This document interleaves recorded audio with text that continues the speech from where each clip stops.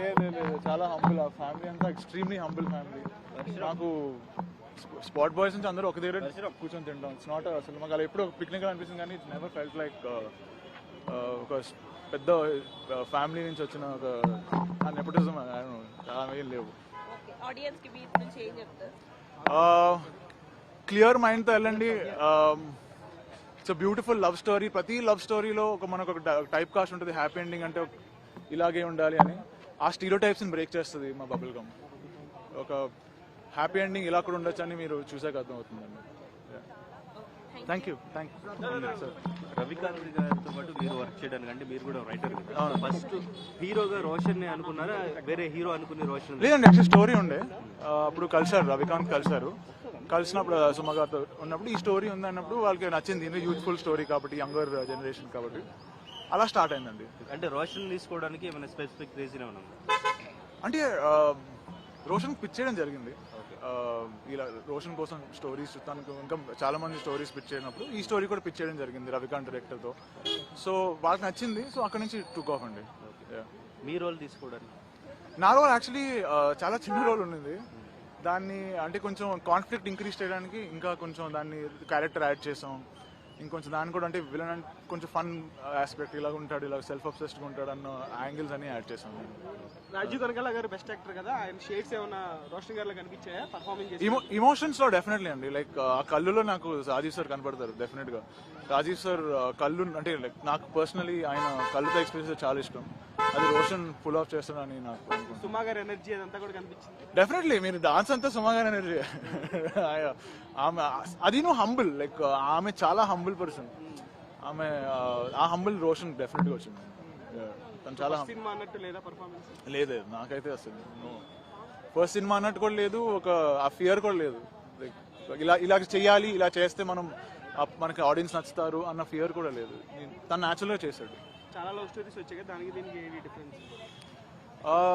Love stories మనం చాలా type cast చేస్తాం సార్. అంటే లైక్ ఇలాగే ఉంటుంది ఒక లవ్ స్టోరీ అనేది. అది మేము బ్రేక్ చేస్తాం. లవ్ స్టోరీ ఇలా కూడా ఉండొచ్చు అని చూపించడానికి ట్రై చేస్తాం. మీ ఫేవరెట్ డైలాగ్ ఏంటి సినిమా?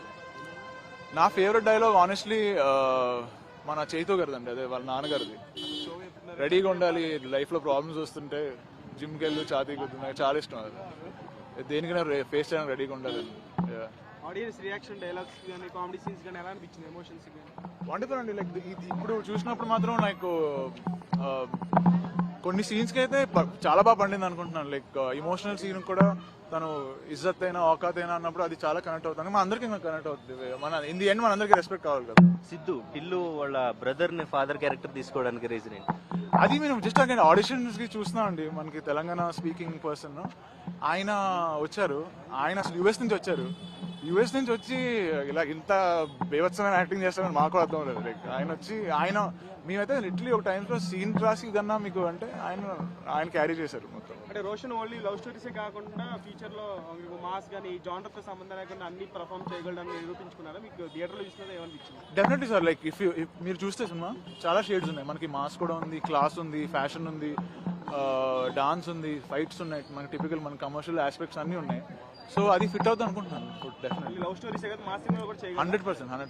100%. డెబ్యూ కాబట్టి సెట్స్ కి రాజీవ్ కనకాల గారు కానీ లేదా సుమ గారు కానీ ఇంకెవరైనా యాక్టర్స్ వచ్చి చెక్ చేయడం ఎలా చేస్తున్నాడు పర్ఫార్మెన్స్ అనేది, మళ్ళీ రీటేకిల్ చేయడం ఇట్లా ఏమైనా చేశారు? అలా ఏం లేదు సార్. యాక్చువల్లీ బికాస్ వాళ్ళ ఇన్వాల్వ్మెంట్ చాలా తక్కువ ఉండే. లైక్ ఆబ్వియస్లీ వచ్చారు, లంచ్ టైంకి వస్తారు, అందరూ చూసుకున్న ఆమె as a family they were more worried about set బాగుందా, ప్లెజెంట్గా ఉందా, అంతేగాని రోషన్ రాజీవ్ కనకాల గారు యాక్టింగ్ టిప్స్ కానీ లేకపోతే ఫుల్ ఫ్రీడమ్ ఇచ్చారా పర్ఫార్మెన్స్? యా ఆయన ఇన్ఫాక్ట్ నాకు ఫైట్స్ అయినప్పుడు ఆయన ఫైట్స్ గురించి చెప్పారు. ఫస్ట్ ఆయన చేసినప్పుడు ఎలా దెబ్బలు తగిలాయి, ఎలా పడ్డారు, ఇవన్నీ చాలా అంటే ఎలా లైక్ మనం మర్చిపోతాం దెబ్బ తగిలినప్పుడు రియాక్ట్ అవ్వడం, ఇవన్నీ నాకైతే పర్సనల్గా ఇచ్చారు. I'm sure Roshan maybe. Rajeev Kanakala garu junior NTR గారు మంచి ఫ్రెండ్స్ కదా, మరి జూనియర్ ఎన్టీఆర్ గారు సినిమా చూపించే అవకాశాలు ఏమైనా ఉన్నాయి అనుకుంటున్నాం సార్. యాక్చువల్లీ ఆ ప్లాన్ అయితే చేశారు డెఫినెట్గా. ఐ థింక్ ఆయన బిజీగా ఉండడం వల్ల అనుకుంటున్నాను. లేకపోతే ఆయన డెఫినెట్గా లైక్ ఆ ప్లాన్ అయితే ఉంది. సినిమా చూసి రివ్యూ ఇస్తే ఎలా ఫీల్ అవుతుంది? అంతకన్నా బ్యూటిఫుల్ లేదండి. ఆయన రివ్యూ ఇస్తే చాలు. అప్కమింగ్ ఎలాంటి ప్రాజెక్ట్స్? రోషన్ అండి అది అంటే ఇంకా ఆబ్వియస్లీ ఇంకా ఈ బబుల్ గమ్ హైలో ఉన్నారు కదా. ఐ డోంట్ నో తన ప్లాన్స్ ఏంటని నాకు ఇంకా తెలియదు. డెవిల్ తో కాంపిటీషన్ అని ఫీల్ అవుతున్నారేమో? లేదు సార్. యాక్చువల్ అంటే డెవిల్ నేను ఇట్స్ కంప్లీట్లీ డిఫరెంట్ జానరా లాగా ఉంది కదా. అంటే I don't think it's love story కాబట్టి ఆడియన్స్ ఆ ఫీల్ ఉంటుంది కదా. యాక్షన్ చూస్తారు, దాని తర్వాత ఓకే గర్ల్ ఫ్రెండ్ వేసుకొని లవ్ స్టోరీ చూస్తారు. సో అదైతే ఆ ఫ్రీడమ్ ఉందనుకుంటున్నాను. ఫైనల్ గా ఆడియన్స్ చూడాలని అనుకునే సినిమా ఇది ఎందుకని చెప్పేసి మీరు ఏం చెప్తారు? ఫీల్ గుడ్ ఫిలిం, వీక్ ఇప్పుడు హాలిడే సీజన్ కూడా కాబట్టి ఫీల్ గుడ్ ఫిలిం. ఏ బరువుతో బయటికి రాం, ఏ బాధతో బయటికి రాం, చాలా వెళ్ళి ఎంజాయ్ చేస్తాం. So it's a very easy film. ఇలాంటి స్టోరీలో కూడా ఈజీగా ఉంది. ఇలాంటి అంటే ఇన్ని ఇమోషన్స్, ఇన్ని ఆస్పెక్ట్స్ ఉన్న స్టోరీ కూడా మనం హాయిగా చూసి వచ్చామన్న ఫీలింగ్ ఉంటుంది బబుల్ గమ్లో. సో అందుకే నా ఆడియన్స్ వెళ్ళాలనుకుంటున్నాను, ఒక డిఫరెంట్ స్టోరీ చూడడానికి. Thank you. చేతులు పోతున్నాయి.